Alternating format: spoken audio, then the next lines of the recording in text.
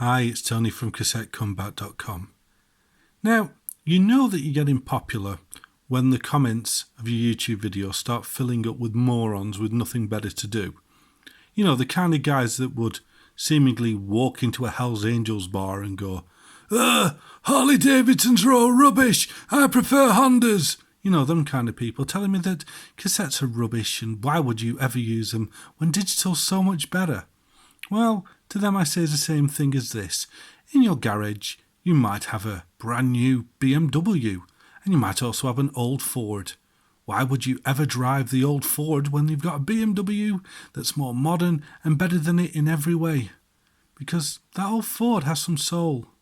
And sometimes the best reason to do anything is because you feel like it. And we like cassettes because we feel like it, and there's nothing wrong with that. Imperfections are fantastic because nothing and no one has ever been perfect. But today we're going to take a tape which, to me, isn't perfect, but it's as near as one gets. It's a BASF TP4 Metal Maxima. What I think is one of my favourite tapes. Not because of really some sentimental reasons, purely because it's awesome. So what's so awesome about this? Well, I like BASF as it is, and this is a true BASF before MTech came along and made bits of tapes. You know, bits of this and bits of that, and you don't know where it came from. But let's start with the shell. Now, if you look at this shell, and it didn't have BASF Metal Maxima on it, had some brand you'd never heard of, you'd probably go, it's different.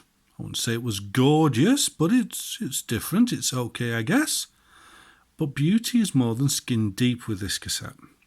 You see, if you look at this shell, you can see there's no screws in it. Apart from these little gold ones, the actual shell itself has no screws. You can't open this shell up.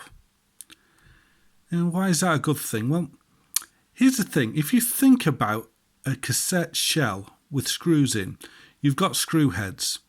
And screw heads are all on one side of the shell.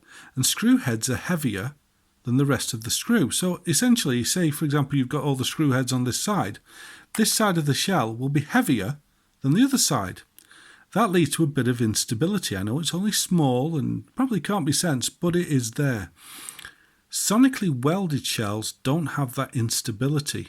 They're evenly weighted on both sides, and also because they're sonically welded as opposed to held together by screws, at 5 points, say, in the shell, these are held together all the way around because they're welded. These are a more stable cassette. That's the first thing. The second thing, these windows here, looks like if you push hard enough, you're going to push them out. But I'm pushing, and I'm not.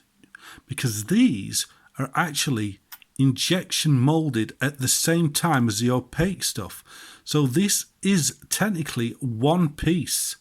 It's not glued in or stuck together. That is engineering. So what happens if, for example, the tape shreds up or you want to replace the tape or something? Well, if you look at the bottom here, we've got these little gold screws. You can take them off, and as you can see, this is singed, and you can get to the tape underneath to do any repairs. What BASF thoughts were about this was that basically it was going to be the best or it was not going to be out there at all.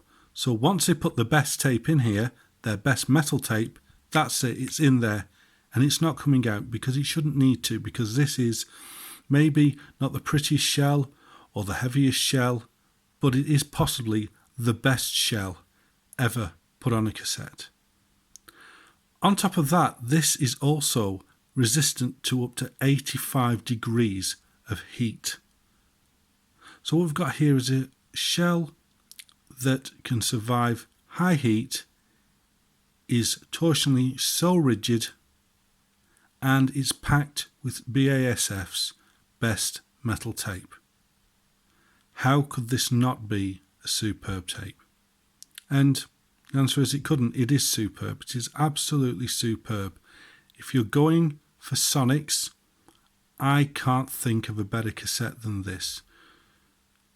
If I think of other cassettes as being as good, it's usually for other reasons, because I like the look of them more or I have nostalgia, but purely looking and sounding at a cassette, I don't think they get any better than this. I'm always willing to be wrong, but I've not encountered one.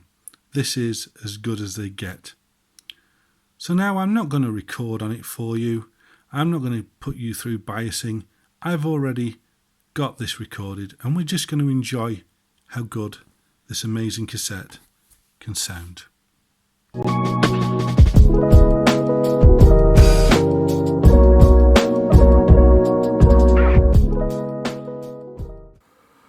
Okay, so I'm just going to play the tape now on my little 2-head dual open well deck. Why? 2 reasons.